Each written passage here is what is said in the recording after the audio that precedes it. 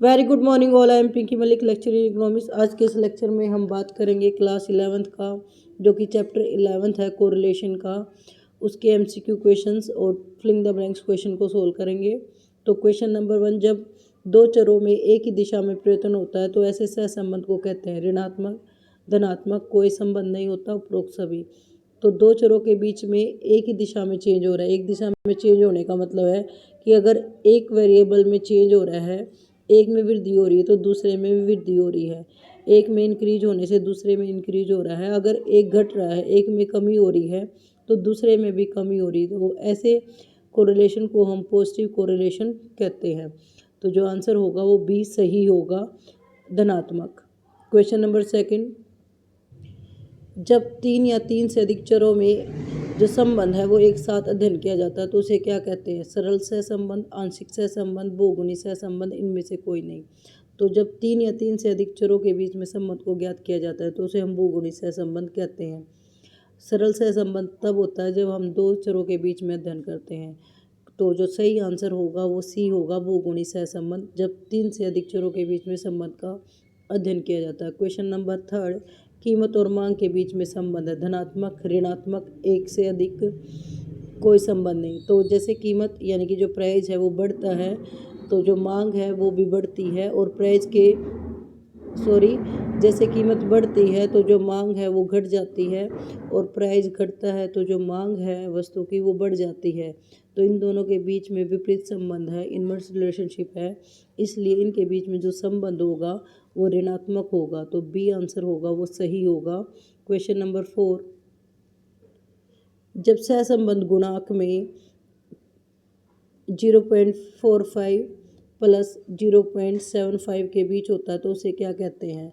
यानी कि जो कोरिलेशन है, हमें पता है कि 0, -1 +1 के बीच में होता है। जो भी कोरिलेशन की डिग्री है, कोरिलेशन हमेशा वेरी करता है -1 और +1 के बीच में। +1 या -1 पूर्ण कोरिलेशन को दिखाता है, जबकि जो जीरो कोरिलेशन है वो जीरो से डिनोट होता है, शून्य से। तो ये अलग अलग सीरीज है, मध्यम की, उच्च की। तो इन्हें ऑप्शन दे रखा है कि 0.25 से 0.75 के बीच अगर कोरिलेशन होता है तो वो कौन सा, उनकी जो डिग्री होती है, वो परिणाम होता है, वो कितना होता है? सहसंबंध पूर्ण परिणाम, सहसंबंध उच्च परिणाम, सहसंबंध मध्यम परिणाम, या सहसंबंध निम्न परिणाम। तो जो आंसर होगा वो सी होगा, सहसंबंध मध्यम परिणाम, क्योंकि जीरो है वो शून्य को डिनोट करता है कि कोई कोरिलेशन नहीं है। जो निम्न कोरिलेशन होता है वो 0 से 0.25 के बीच में होता है, और 0.25 से 0.75 तक होता है वो मध्यम परिणाम होता है, और 0.75 से 1 के बीच में होता है वो पूर्ण होता है। तो इसलिए 0.25 से 0.75 तक जो कोरिलेशन है वो हमारा मध्यम कोरिलेशन कहता है। तो जो आंसर सी होगा वो सही होगा। क्वेश्चन नंबर 5, सहसंबंध गुणांक सदैव स्थित होता है। ऑप्शन है 0 से 1 के बीच, -1 से 0 के मध्यम, -1 से +1 के मध्यम, इनमें से कोई नहीं। तो अभी हमने करा था जो कोरिलेशन, जो सहसंबंध है वो -1 और +1 के बीच में वेरी करता है। तो जो आंसर होगा वो सी सही होगा। क्वेश्चन नंबर 6, डैश वितरण की स्थिति में श्रेणी अंतर सहसंबंध गुणांक विश्लेषण एक श्रेष्ठतम विधि है। जो हम श्रेणी अंतर सहसंबंध गुणांक करते हैं तो वो रैंक कोरिलेशन जिसको हम बोलते हैं, तो रैंक कोरिलेशन है वो किस समय यूज किया जाता है? ऑप्शन है गुणात्मक, मात्रात्मक, आवर्ती, इनमें से कोई नहीं। श्रेणी अंतर सहसंबंध गुणांक है उसको स्पीयरमैन रैंक डिफरेंस कोरिलेशन भी बोलते हैं, और ये जो श्रेणी संबंध दिया गया है वो सिर्फ इसलिए दिया गया है कि जो कुछ गुण होते हैं जिनकी गणना हमें करनी होती है और वो मात्रा के रूप में या अंक के रूप में उन्हें हम नहीं माप सकते, तो उसके लिए हमने रैंक डिफरेंसेस मेथड का प्रयोग किया स्पीयरमैन ने। तो जो आंसर होगा वो ए सही होगा। जो कोरिलेशन ज्ञात की जाती है रैंक के हिसाब से की जाती है, तो जो आंसर होगा वो ए होगा, गुणात्मक। क्वेश्चन नंबर 7, निम्नलिखित समीकरणों में से कौन सा समीकरण सही है? तो इसमें हमें जो बताना है वो रैंक कोरिलेशन वाला जो अभी हमने करा था रैंक डिफरेंसेस का, वो फॉर्मूला सही क्या है? तो रैंक कोरिलेशन का जो सही फॉर्मूला होता है वो होता है 1 minus 6 summation D square. D का मतलब यहाँ डिफरेंसेस होता है रैंक के अंदर, और एन का मतलब है कितने नंबर्स हैं किसी भी वेरिएबल में, n3 minus n2, n3 minus n आप फॉर्मूला करते हैं तो जो सही आंसर होगा वो सी होगा। अगर हम इनमें से n कॉमन ले लेते हैं तो कोरिलेशन का जो संबंध होगा वो 1 minus 6 summation D square, n common लेने के बाद n2 माइनस 1, इस तरह भी फॉर्मूला बनाया जा सकता है। तो इसके अकॉर्डिंग जो सही समीकरण होगा वो सी होगा।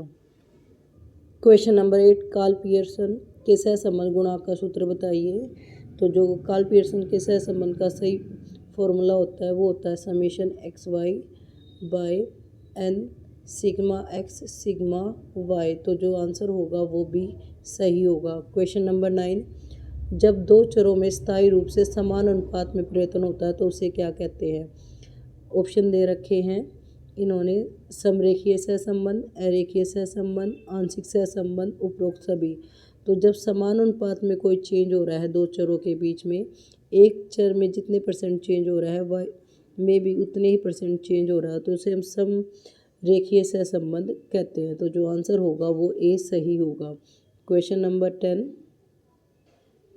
10, प्रकीर्ण आरेख वह है, ऑप्शन दे रखे, जो सहसंबंध के परिणाम के बारे में कोई निश्चित जानकारी प्रदान नहीं करता, जो सहसंबंध की मात्रा का केवल अनुमान प्रदान करता है, जो केवल संख्यात्मक बदलाव या गुणात्मक का भाव है, उपरोक्त सभी।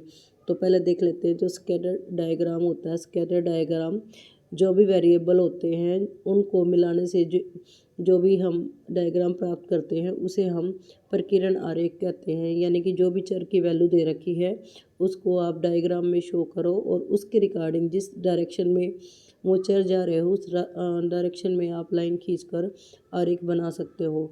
तो ये कोई स्टिक इन्फॉर्मेशन नहीं देता, ये भी सही है। ये केवल हमें मात्रा का अनुमान लगाता है, ये भी सही है। और ये संख्यात्मक बदलाव का गुणात्मक भाव है, ये सारी खूबियाँ इसके अंदर है। तो जो आंसर होगा वो डी होगा, उपरोक्त सभी। अब हम फिलिंग द ब्लैंक क्वेश्चंस को करते हैं। फिलिंग द ब्लैंक क्वेश्चन, पहला क्वेश्चन है समन्वय सांख्यिकी तकनीक है जो विभिन्न चरों के संबंध की गणना करती है, मात्रात्मक या गुणात्मक। तो जो सांख्यिकी तकनीक है सहसंबंध की वो मात्रात्मक गुणों के बारे में डिस्कस करती है, मात्रात्मक संबंध की गणना करती है, ना कि गुणात्मक की। क्वेश्चन नंबर 2, धनात्मक सहसंबंध की स्थिति में दो चरों में परिवर्तन डैश की ओर होता है। तो अगर धनात्मक संबंध है, अभी हमने कहा पॉजिटिव रिलेशनशिप है, तो जो चेंज हो रहा है वो एक ही डायरेक्शन में चेंज हो रहा है, जैसे कि किसी वस्तु की पूर्ति में और उसके प्राइस में होता है तो वो धनात्मक संबंध होता है। तो वो चेंज होता है वो एक ही दिशा में होता है। क्वेश्चन नंबर 3, डैश सहसंबंध की स्थिति दो चरों में स्थायी रूप से समान अनुपात में परिवर्तन होता है। तो जब समान अनुपात में परिवर्तन होता है दो चरों के बीच में तो उसे हम क्या कहते हैं, समरेखीय अरेखीय। अभी हमने करा था कि जब समान अनुपात में चेंज होता है तो उसे हम समरेखीय कहते हैं। तो जो आंसर होगा वो समरेखीय होगा। क्वेश्चन नंबर 4, यदि आर है वो 0 के बराबर तो दो चरों के बीच में जो सहसंबंध होगा वो कैसा होगा, सहसंबंध होगा या नहीं होगा। तो जब आर यानी कि कोरिलेशन 0 तो इसका मतलब उनके बीच में कोई भी संबंध नहीं है। क्वेश्चन नंबर 5, जब दो चरों के संबंधों को एक साथ अध्ययन किया जाता है तो ऐसे संबंधों को डैश सहसंबंध कहते हैं। तो जब सिर्फ हम दो चरों की बात करते हैं तो उसे हम सरल सहसंबंध कहते हैं, लेकिन जब हम दो से अधिक 3 या 3 से चरों के बीच में संबंध को बात करते हैं वो बहुगुणी होता है। लेकिन यहाँ बात हुई है दो चरों के बीच में, तो जो आंसर होगा वो होगा सरल। क्वेश्चन नंबर 6, दो श्रृंखलाओं के परस्पर सहसंबंध की दिशा और मात्रा को अनुमान चित्र बनाकर भी किया जा सकता है, इन चित्रों को डैश कहते हैं। अभी हमने करा था जब हम डायग्राम बनाकर दो कोरिलेशन ज्ञात करते हैं, दो चरों के बीच में सहसंबंध ज्ञात करते हैं चित्र बनाकर, तो उसे हम क्या कहते हैं। इन्होंने ऑप्शन दे रखा है प्रकीर्ण आरेख, श्रेणी अंतर सहसंबंध। तो जो आंसर होगा वो होगा प्रकीर्ण आरेख। श्रेणी अंतर सहसंबंध यानी कि रैंक डिफरेंस कोरिलेशन है वो स्पीयरमैन ने दिया था, वो गुणात्मक के लिए है। उसका फॉर्मूला भी हमने करा था अभी, R इक्वल है 1 minus summation 6 D square n3 minus n, जबकि जो हम चित्र बना के करते हैं तो वो प्रकीर्ण होता है। क्वेश्चन नंबर 7, कार्ल पियर्सन के सहसंबंध गुणांक की लघु विधि में विचलन जो होता है डैश से लिया जाता है, वास्तविक से या कल्पित से। तो जो शॉर्टकट मेथड होता है कोरिलेशन का कार्ल पियर्सन का, तो उसमें हम कल्पित माध्यम को लेते हैं, अजूम मीन को करते हैं। हमने जो माध्यम वाला फॉर्मूला करा था अर्थमेटिक, जब हम मीन निकालते हैं तो शॉर्टकट मेथड में हमेशा हम अजूम करके करते हैं। तो जो आंसर होगा वो होगा कल्पित माध्यम। आज के लिए इतना ही, धन्यवाद। Thanks for watching.